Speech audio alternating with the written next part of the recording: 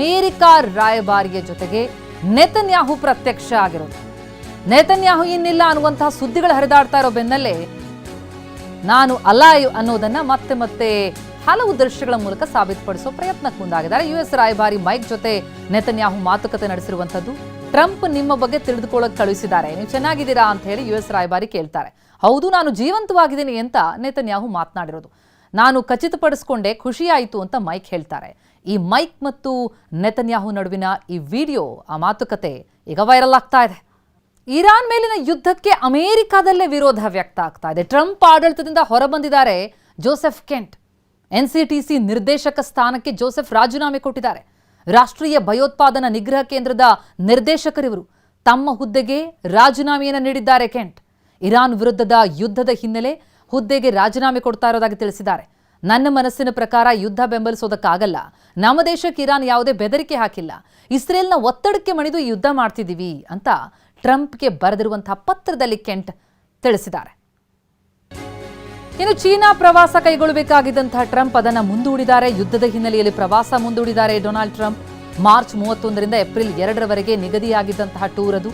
ಕನಿಷ್ಠ 5 ವಾರಗಳ ಕಾಲ ಚೀನಾ ಪ್ರವಾಸವನ್ನ ಈಗ ಮುಂದೂಡಿದ್ದಾರೆ ಟ್ರಂಪ್. ಹಾರ್ಮುಜ್ಗೆ ಯುದ್ಧ ನೌಕೆ ಕಳುಹಿಸುವಂತೆ ಚೀನಾಗೆ ಕೇಳ್ಕೊಂಡಿದ್ರು ಟ್ರಂಪ್. ಆದರೆ ಟ್ರಂಪ್ ಮನವಿಯನ್ನ ಚೀನಾ ತಿರಸ್ಕರಿಸಿತ್ತು. ಈ ನಿರಾಕರಣೆಯ ಬೆನ್ನಲ್ಲೇ ಪ್ರವಾಸ ಕೂಡ ಟ್ರಂಪ್ ಮುಂದೂಡಿದ್ದಾರೆ. ಮಾರ್ಚ್ 31ರಿಂದ ಏಪ್ರಿಲ್ 2ರವರೆಗೆ ಆಗಬೇಕಾಗಿದ್ದಂತಹ ಚೈನಾ ಟೂರ್ ಅದು. ಆದರೆ ಟ್ರಂಪ್ ಅದನ್ನು ಸುಮಾರು 5 ವಾರಗಳ ಕಾಲ ಮುಂದೂಡಿರುವಂಥದ್ದು. ಹಾರ್ಮುಜ್ ಕಬ್ಜಾಗೆ ಬಹಳ ಶತಪ್ರಯತ್ನ ಮಾಡ್ತಾ ಇರುವಂತಹ ಅಮೆರಿಕ ಅಲ್ಲಿ ಎಲ್ಲ ರಾಷ್ಟ್ರಗಳಿಗೂ ಕೂಡ ಕರೆ ಕೊಟ್ಟಿತ್ತು, ನೀವು ಬರಬೇಕು ಅಂತ. ಯಾರೂ ಕೂಡ ಒಪ್ಪಲಿಲ್ಲ.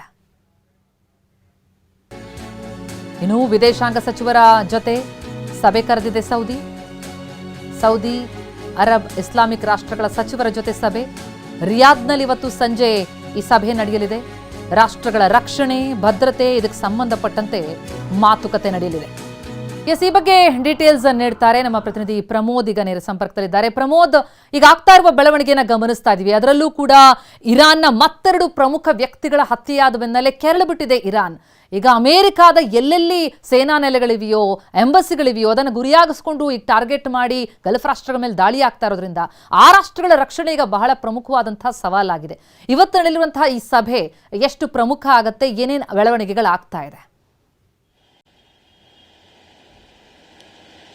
ಪ್ರತಿಮಾ, ಸಹಜವಾಗಿ ಗಲ್ಫ್ ರಾಷ್ಟ್ರಗಳಲ್ಲಿ ಪ್ರಮುಖವಾಗಿ ಸೌದಿ ಅರೇಬಿಯಾ ಸೇರಿದಂತೆ ಇನ್ನಿತರ ಮುಸ್ಲಿಂ ರಾಷ್ಟ್ರಗಳು, ಅದರಲ್ಲೂ ಕೂಡ ತೈಲ ಸಂಸ್ಕರಣೆ ಮಾಡುವಂತಹ ರಾಷ್ಟ್ರಗಳ ಭದ್ರತೆ ಬಗ್ಗೆ ಸಾಕಷ್ಟು ಆತಂಕ ವ್ಯಕ್ತವಾಗ್ತಾ ಇದೆ. ಇದರ ಜೊತೆಗೆ ಇಲ್ಲಿ ಮತ್ತೊಂದು ದಾಳ ಕೂಡ ಇದೆ. ಯಾಕಂದ್ರೆ ಈಗ ಒಂದ್ ಕಡೆಗೆ ಭದ್ರತೆ ಅತ್ಯಂತ ಪ್ರಮುಖ ಅನ್ನುವಂತಹ ಮಾತನ್ನ ಈಗಾಗಲೇ ಸೌದಿ ಅರೇಬಿಯಾ ಹೇಳ್ತಾ ಇದೆ. ಈ ಒಂದು ಪ್ರದೇಶದಲ್ಲಿ ಅಂದ್ರೆ ಸಂಪೂರ್ಣ ಕೊಲ್ಲಿ ಪ್ರದೇಶದಲ್ಲಿ ಇರಾನ್ ನಿರಂತರವಾಗಿ ಅಮೆರಿಕಾದ ಮಿತ್ರ ರಾಷ್ಟ್ರಗಳ ಮೇಲೆ ಕೂಡ ದಾಳಿ ಮಾಡ್ತಾ ಇದೆ. ದಾಳಿ ಮಾಡೋ ಮೂಲಕ ಅನೇಕ ತೈಲ ಸಂಸ್ಕರಣಾ ಘಟಕವನ್ನ, ತೈಲ ಸಪ್ಲೈಯನ್ನ, ತೈಲ ಸರಬರಾಜನ್ನ, ಆಮದು ರಫ್ತುವಿನ ವ್ಯವಹಾರವನ್ನ, ಆರ್ಥಿಕತೆಯನ್ನ ಸಂಪೂರ್ಣವಾಗಿ ಧ್ವಂಸ ಮಾಡ್ತಾ ಇದೆ. ಈಗ ಸೌದಿ ಅರೇಬಿಯಾ ಇವತ್ತು ಒಂದು ಹೆಜ್ಜೆ ಇಟ್ಟಿದೆ. ಈ ಭಾಗದ ಎಲ್ಲಾ ವಿದೇಶಾಂಗ ಸಚಿವರ ಸಭೆಯನ್ನ ಕರೆದು ಒಂದು ಮುಕ್ತ ವ್ಯಾಪಾರ ಜೊತೆಗೆ ಅಂತಾರಾಷ್ಟ್ರೀಯ ವ್ಯಾಪಾರ ಹಾಗೂ ಈ ಒಂದು ಪ್ರದೇಶದ ಭದ್ರತೆ ಬಗ್ಗೆ ಮುಂದೆ ಯಾವ ರೀತಿ ನಾವು ಕ್ರಮ ಕೈಗೊಳ್ಳಬೇಕಾಗತ್ತೆ ಅನ್ನುವಂತ ಒಂದು ಚರ್ಚೆಯನ್ನ ಮಾಡುತ್ತೆ.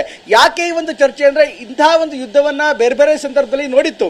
ಆದ್ರೆ ಈಗ ಇರಾನ್ ಈ ರೀತಿ ಬೇರೆ ಬೇರೆ ಮಿತ್ರ ರಾಷ್ಟ್ರಗಳ ಮೇಲೆ ಕೂಡ ಗಲ್ಲಿ ಪ್ರದೇಶದ ಅಥವಾ ಗಲ್ಲಿ ವ್ಯಾಪ್ತಿಯ ಅನೇಕ ರಾಷ್ಟ್ರಗಳು ಜೊತೆಗೆ ಈ ಕೊಲ್ಲಿ ಭಾಗದಲ್ಲಿರುವಂತಹ ತೈಲ ಸಂಸ್ಕರಣಾ ಘಟಕಗಳ ಮೇಲೂ ಕೂಡ ನಿರಂತರವಾಗಿ ದಾಳಿ ಮಾಡ್ತಾ ಇರುವಂತಹ ಹಿನ್ನೆಲೆಯಲ್ಲಿ ಮುಂದಿನ ದಿನಗಳಲ್ಲಿ ಆ ಒಂದು ರೀಜನ್ ನಲ್ಲಿ ಹೇಗೆ ಭದ್ರತೆಯನ್ನ ಕಾಪಾಡಬೇಕಾಗತ್ತೆ ಅನ್ನುವಂತ ಒಂದು ಚರ್ಚೆ ಆಗುತ್ತೆ. At the same time Saudi ಅರೇಬಿಯಾವನ್ನ ಗಮನಿಸ್ತಾ ಇದ್ರೆ, ಸೌದಿ ಅರೇಬಿಯಾ ಈ ಒಂದು ಭಾಗದ ಅಂದ್ರೆ ಮಧ್ಯಪ್ರಾಚ್ಯದ ನಾಯಕತ್ವವನ್ನು ಪಡೆಯೋದಕ್ಕೆ ಸಾಕಷ್ಟು ಕಸರತ್ತನ್ನ ಮಾಡ್ತಾ ಇದೆ. ಈ ನಾಯಕತ್ವದ ವಿಚಾರವಾಗಿ UAE ಮತ್ತು ಮಧ್ಯಪ್ರಾಚ್ಯ, ಇನ್ಫ್ಯಾಕ್ಟ್ ಇರಾನ್ ಹಾಗೂ ಅದರ ಜೊತೆಗೆ ಸೌದಿ ಅರೇಬಿಯಾ ನಡುವೆ ಸಾಕಷ್ಟು ವರ್ಷಗಳಿಂದ ಒಂದು ಪೈಪೋಟಿ ಇದ್ದೇ ಇದೆ. ಇರಾನ್ ಮತ್ತು ಸೌದಿ ಅರೇಬಿಯಾಗೆ ಮೊದಲಿಂದಲೂ ಕೂಡ ನಾಯಕತ್ವದ ವಿಚಾರದಲ್ಲಿ ಸಾಕಷ್ಟು ಸಂಘರ್ಷ ಆಯಿತು. ಈಗ ಇಂಥ ಒಂದು ಸಭೆಯನ್ನ ಕರೆಯುವ ಮೂಲಕ ಸಂಪೂರ್ಣ ಮಧ್ಯಪ್ರಾಚ್ಯವನ್ನ, ಕೊಲ್ಲಿ ಭಾಗದ ನಾಯಕತ್ವನ ಗಟ್ಟಿಯಾಗಿ ಹಿಡಿದುಕೊಳ್ಳೋದಕ್ಕೆ ಸೌದಿ ಅರೇಬಿಯಾ ಕೂಡ ಸಾಕಷ್ಟು ಪ್ರಯತ್ನವನ್ನ ಮಾಡ್ತಾ ಇದೆ.